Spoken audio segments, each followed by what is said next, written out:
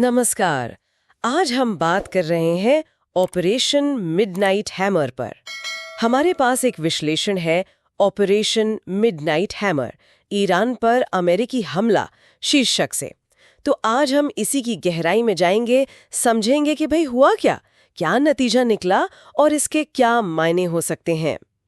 तो तारीख थी 22 जून 2025। अमेरिकी सेना ने ये ऑपरेशन शुरू किया, मिडनाइट हैमर। निशाना थे ईरान के 3 परमाणु ठिकाने, फोडो, नतांज और इस्फहान। हाँ, और इसके लिए उन्होंने B-2 स्टेल्थ बॉम्बर्स इस्तेमाल किए। उनसे GBU-57 बम गिराए गए। ये बहुत भारी बम होते हैं, और साथ में पनडुब्बियों से टॉमाहॉक मिसाइलें भी। अच्छा, और राष्ट्रपति ट्रंप का क्या कहना था इस पर? उन्होंने ट्रूथ सोशल पर पोस्ट किया कि ये बहुत सफल हमला था। ठीक है, लेकिन क्या ईरान ने भी यही माना? नुकसान पर उनकी क्या राय थी? यहीं पर मामला थोड़ा पेचीदा हो जाता है। मतलब अमेरिकी अधिकारी कह रहे थे कि ठिकाने अत्यंत गंभीर रूप से क्षतिग्रस्त हुए हैं। दूसरी तरफ ईरान का दावा था कि नुकसान तो बस सतही है, ज्यादा कुछ नहीं हुआ। फिर सच क्या है? विरोधाभास है काफी। हाँ, लेकिन सैटेलाइट तस्वीरें कुछ और कहानी कहती हैं। उनमें फोर्डो, नतांज, इस्फहान तीनों जगह पर मतलब बड़े गड्ढे दिख रहे हैं, सुरंगों के मुहाने ढहे हुए दिख रहे हैं। एक्सपर्ट्स इसे गंभीर नुकसान ही मान रहे हैं। तो तस्वीरों से तो अमेरिकी बात में वजन लगता है, पर क्या इस हमले से ईरान की परमाणु क्षमता वो पूरी तरह खत्म हो गई? देखिए, विशेषज्ञ यही मानते हैं कि शायद पूरी तरह खत्म नहीं हुई।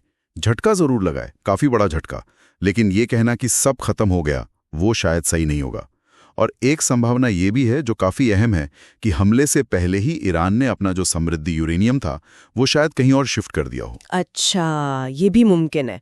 तो फिर ईरान ने जवाब कैसे दिया? कुछ तो किया होगा उन्होंने। बिल्कुल, जवाब आया अगले ही दिन 23 जून को। उन्होंने एक ऑपरेशन लॉन्च किया जिसका नाम था glad tidings of victory. Glad tidings of victory, okay.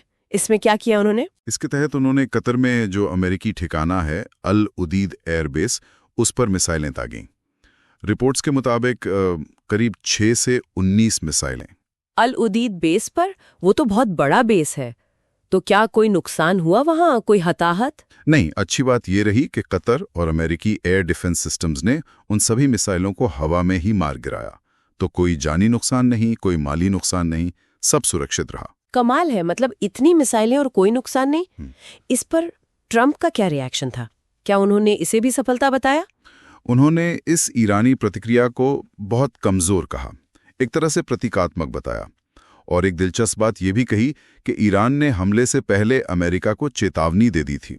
हमले से पहले चेतावनी?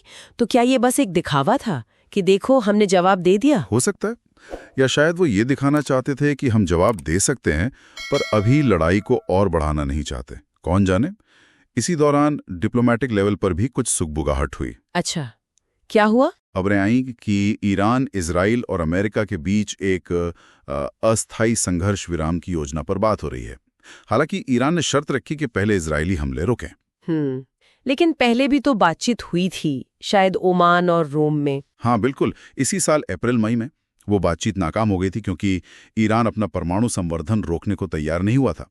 शायद इसीलिए अमेरिका ने फिर सैन्य कार्रवाई का रास्ता चुना। और वो हॉर्मुज जलडमरू मध्य वाली बात, ईरान ने उसे बंद करने की धमकी दी थी। हाँ, ईरानी संसद में वोटिंग हुई थी इस पर, धमकी देने के लिए। लेकिन इसे लागू करने के लिए जो उनके सर्वोच्च नेता हैं उनकी मंजूरी चाहिए होगी। यह अभी हुआ नहीं है, पर यह धमकी अपने आप में बड़ी बात है। हाँ, क्योंकि दुनिया का बहुत सारा तेल वहीं से गुजरता है। अच्छा, आपने शुरू में GBU-57 बमों का जिक्र किया था।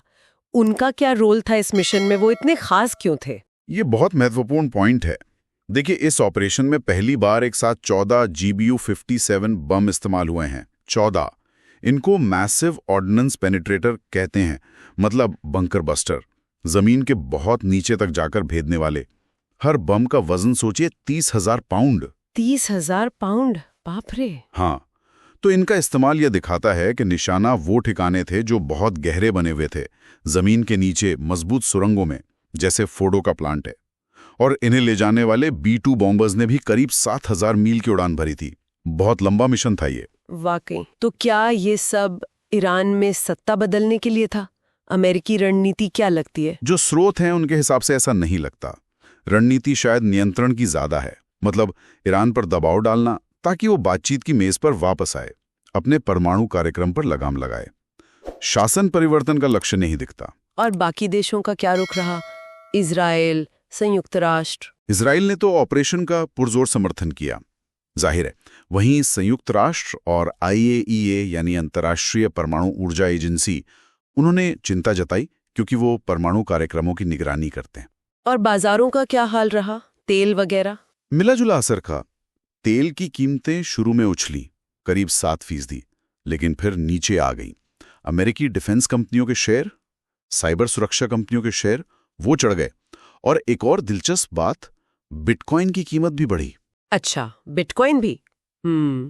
तो कुल मिला के देखें तो एक बड़ा सैन्य हमला हुआ, फिर एक सीमित सा जवाब आया ईरान से, और साथ में कूटनीति की एक नाजुक सी कोशिश चल रही है। यही तस्वीर है? बिल्कुल, यही मोटी मोटी तस्वीर उभरती है। लेकिन इन स्रोतों को जब और गहराई से देखते हैं तो एक सवाल मन में आता है। वो ये कि ठीक है, अभी फौरी तौर पर सैन्य टकराव शायद सीमित दिख रहा हो, लेकिन जो अंदरूनी तनाव है वो बहुत ज्यादा है। जैसे हॉर्मूज बंद करने की धमकी, GBU-57 जैसे इतने एडवांस्ड, इतने शक्तिशाली हथियारों का इस्तेमाल, और सबसे बढ़कर ये डर कि अगला कदम शायद आमने सामने की लड़ाई न हो बल्कि कोई गुप्त कार्रवाई हो, जैसे कोई बड़ा साइबर अटैक या प्रॉक्सी मिलिशिया के जरिए हमला। ये जो नियंत्रण पर जोर है और ऐसी क्षमताओं का विकास जिनका इस्तेमाल करके शायद इनकार भी किया जा सके, ये भविष्य के संघर्षों के बारे में क्या बताता है? ये सोचने वाली बात है।